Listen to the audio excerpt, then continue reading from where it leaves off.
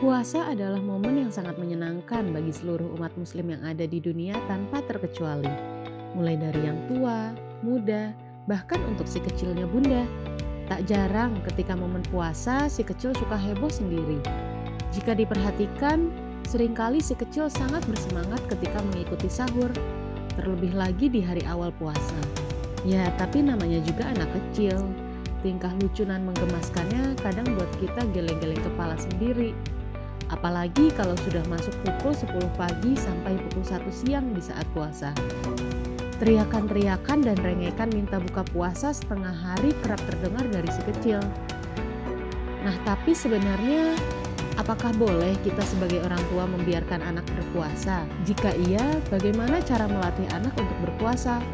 Dan apa saja hal yang harus diperhatikan untuk puasa oleh anak-anak? So, here it is, tanya ahli. Assalamualaikum warahmatullahi wabarakatuh. Saya dengan Dr. Amalia Primastuti, spesialis gizi klinik. Saya praktek di RSIA Bina Medika Bintaro.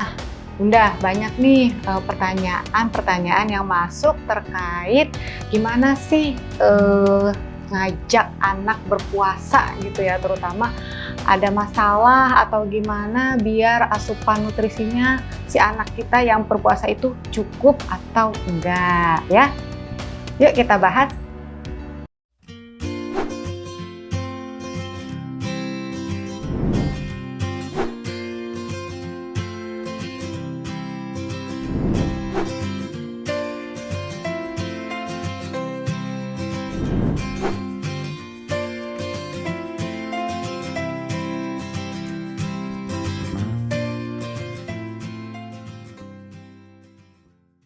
Di usia berapa anak-anak itu sebenarnya dibolehkan untuk berpuasa?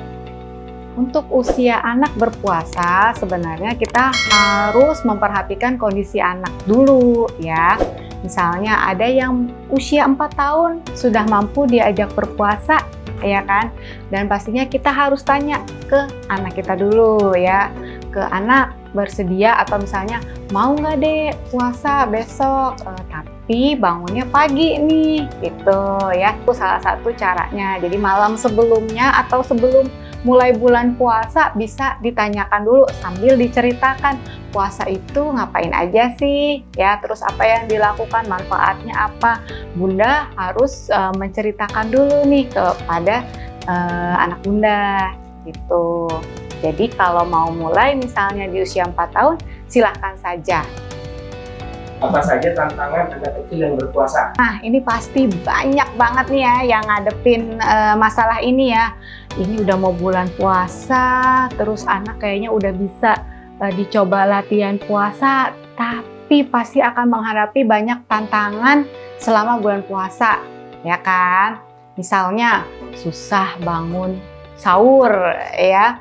Nah, kalau dari saya sarannya dari malam sebelumnya Bunda bisa menceritakan atau menginformasikan bahwa Dek, besok pagi kita bangun sahur yuk gitu. Nanti Mama atau Bunda bangunin nih, misalnya jam setengah 4. Nanti kita akan makan sahur ya. Terus biasanya tantangan yang kedua apa sih? Anak-anak dibangunin pagi-pagi belum tentu mood buat makan ya kan? Ya susah makannya atau misalnya malah diemut jadinya lama makannya. Loh kok udah azan subuh aja ya gitu. Jadi perlu dikomunikasikan. Misalnya ketika bercerita besok mau sahur, sekalian ditanya Bun, Ade mau sahur apa nih, nanti Bunda buatin ya gitu. Jadi anak juga dilibatkan untuk memilih menu saat sahur ya.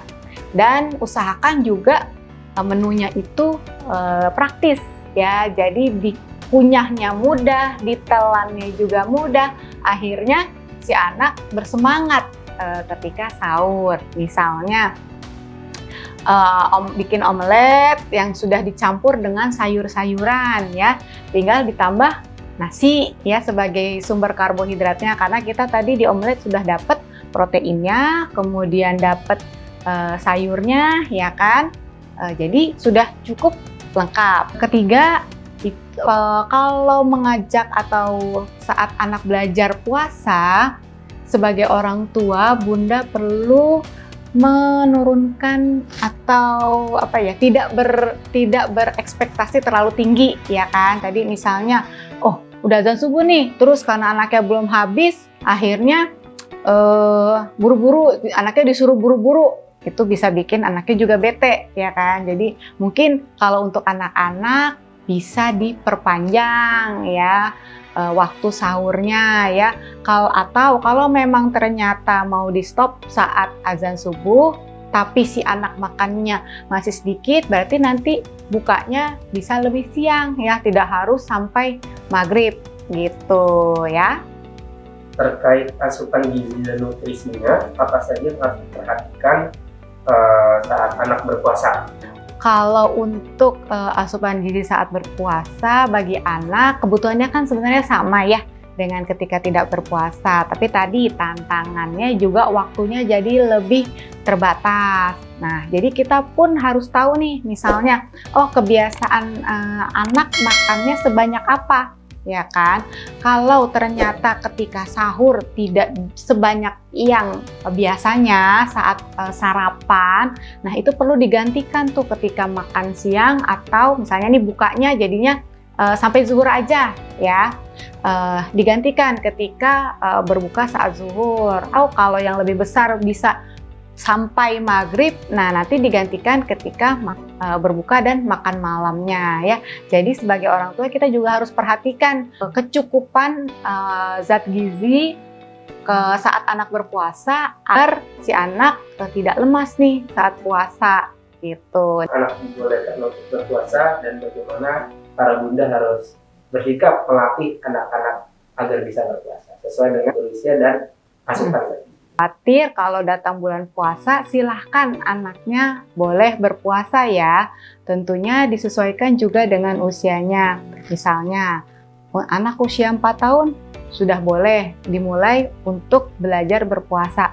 Pastinya disesuaikan waktunya ya. Misalnya berbukanya sampai siang gitu. Tapi untuk anak yang sudah lebih besar, di atas 7 tahun misalnya, mulai dilatih sampai maghrib ya. Kalau di atas 10 tahun biasanya sudah lebih matang, jadi itu bukan belajar lagi mungkin ya, jadi sudah tahap ke memang mengikuti aturan-aturan puasa yang seperti dewasa gitu. Perlu diperhatikan pastinya adalah kecukupan asupan gizi selama anak kita berpuasa ya.